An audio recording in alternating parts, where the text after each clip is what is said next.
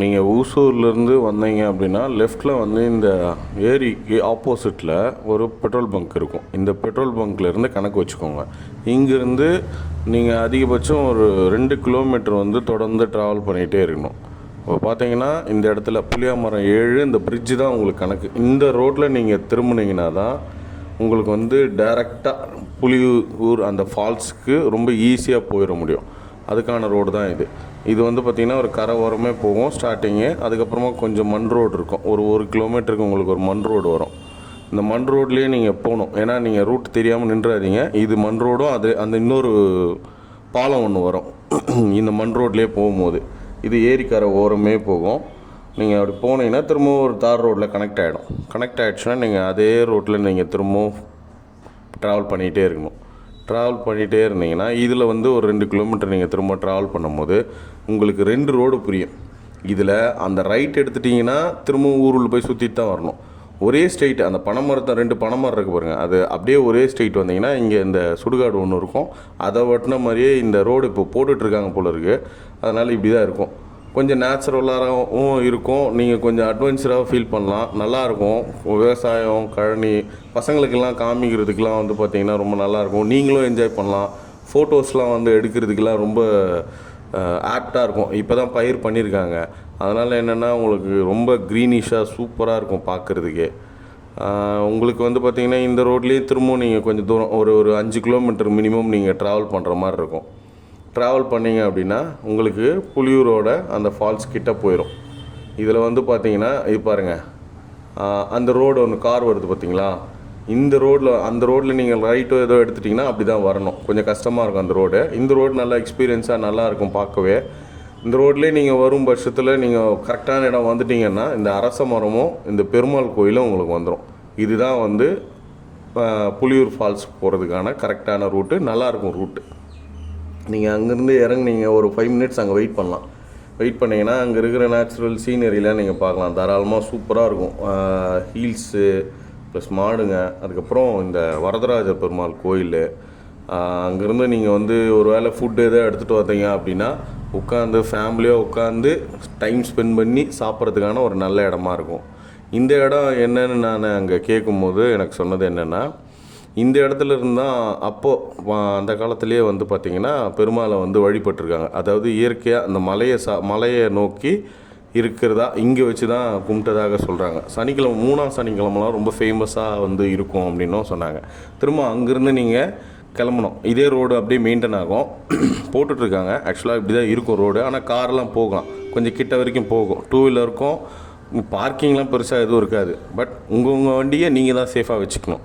அதனால் நீங்கள் சேஃபாக பார்த்துக்கோங்க. அது மட்டும் இந்த ரோட்லேயே நீங்கள் போக ஆரம்பிக்கணும். ஒரு 1 hour 2 கிலோமீட்டர் போனீங்கன்னா உங்களுக்கு அந்த ரோடு வந்துடும். மேக்ஸிமம் இப்போல்லாம் கொஞ்சம் கிளியராக தான் வச்சுருக்காங்க. பார்த்தீங்களா, காரில் கூட வந்திருக்காங்க.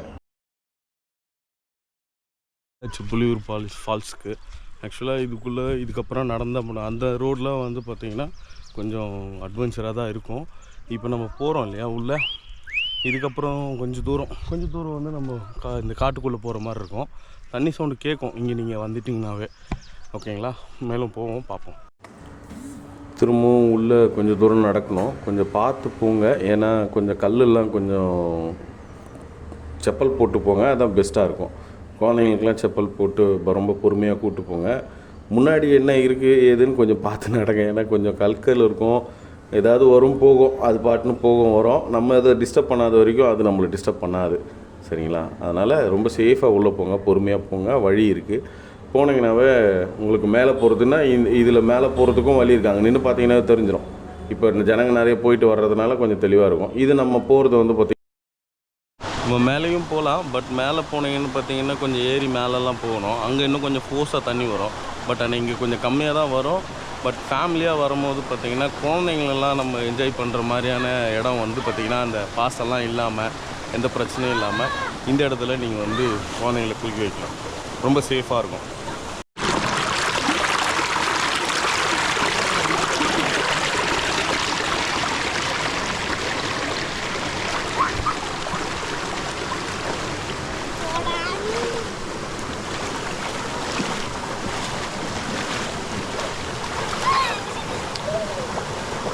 என்ஜாயாக இருக்கா? என்ஜாய் பண்ணுறீங்களா? சூப்பராக என்ஜாய் பண்ணுறீங்களா? ஆ, பயமாக இருக்கா என்ன?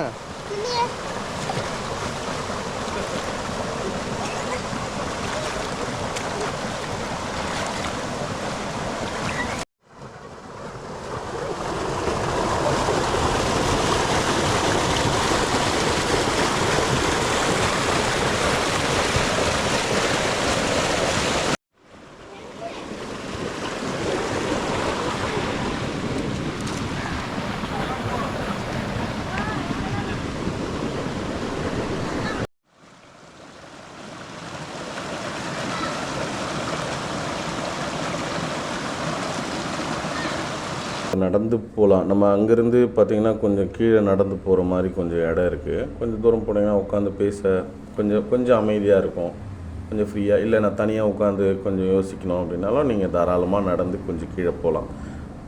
அதே சமயத்தில் இன்னொரு விஷயமும் கேட்டுக்கிறேன், என் குடிமகன்களே, நீங்கள் மது அருந்திட்டு அந்த பாட்டில்களை தயவுசெய்து இந்த தண்ணிக்குள்ளே உடைக்காதீங்க.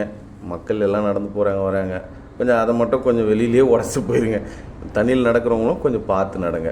ஏன்னா கொஞ்சம் தெரியல அது தண்ணியில், நான் எனக்கு ஒரு 2-3 இடத்துல பட்டிருக்கோம். அதனால் கொஞ்சம் பார்த்து நடங்க.